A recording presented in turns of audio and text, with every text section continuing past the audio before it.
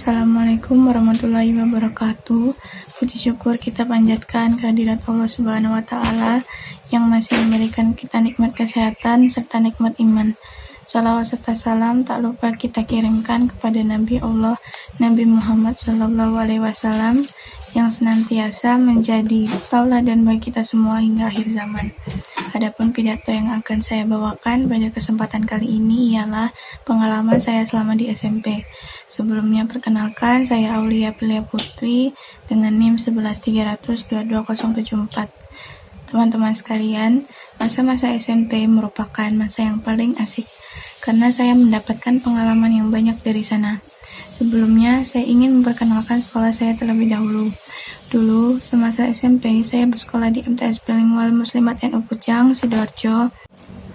Di sana berbasis International Cambridge, di mana selama kita di sekolah, kita wajib menggunakan bahasa Inggris. Kita dituntut untuk terbiasa menggunakan bahasa Inggris dalam kehidupan sehari-hari, supaya kita mempunyai bekal untuk bersaing di dunia kerja nanti. Saya pribadi merasa sedikit takut jika saya tidak dapat berbicara bahasa Inggris dengan lancar, tetapi rasa takut itu menghilang digantikan dengan rasa penasaran yang saya punya.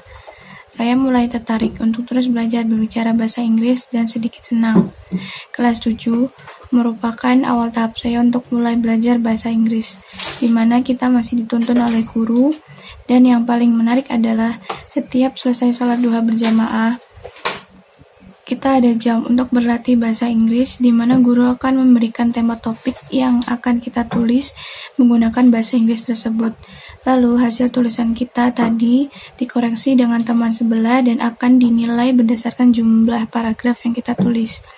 Selain itu, di setiap kelas dipilih satu anak untuk mencatat siapa saja yang ketahuan tidak menggunakan bahasa Inggris. Dan beberapa anak akan ditunjuk sebagai mata-mata secara rahasia oleh guru bahasa Inggris saya. Saya pernah dipilih menjadi mata-mata.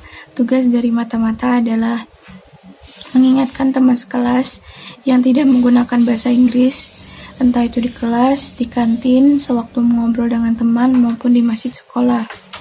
Peringatan pertama tidak akan dicatat, peringatan kedua begitu pun juga. Namun, ketika satu anak sudah 3 kali dapat peringatan, maka mata-mata melapor kepada pencatat siapa yang tidak menggunakan bahasa Inggris. Lalu, pada jam istirahat kedua nantinya, nama-nama yang masuk di list tersebut akan mendapatkan hukuman berupa menulis tentang topik yang guru berikan, kemudian dikumpulkan sebelum waktu asar.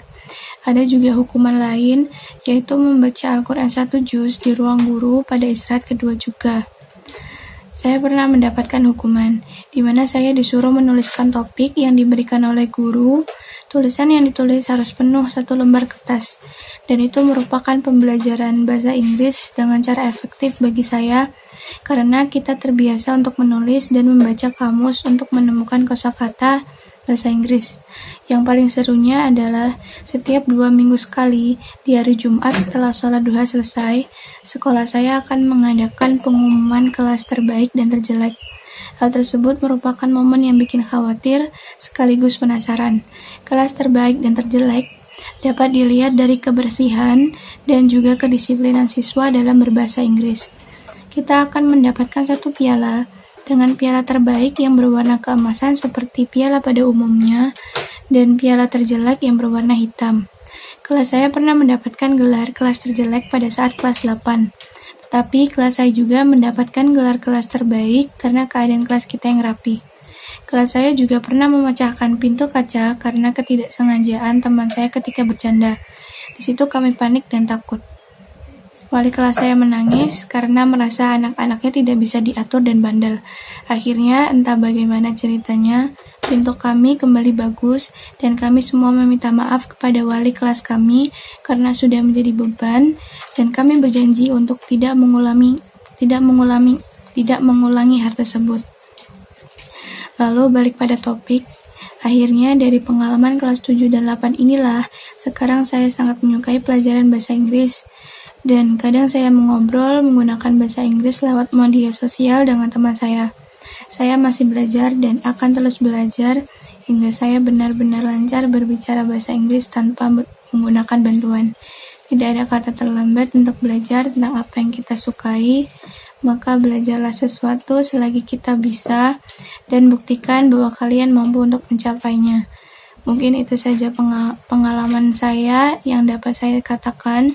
Semoga dapat memotivasi. Kurang lebihnya mohon maaf apabila ada kekurangan. Wassalamualaikum warahmatullahi wabarakatuh.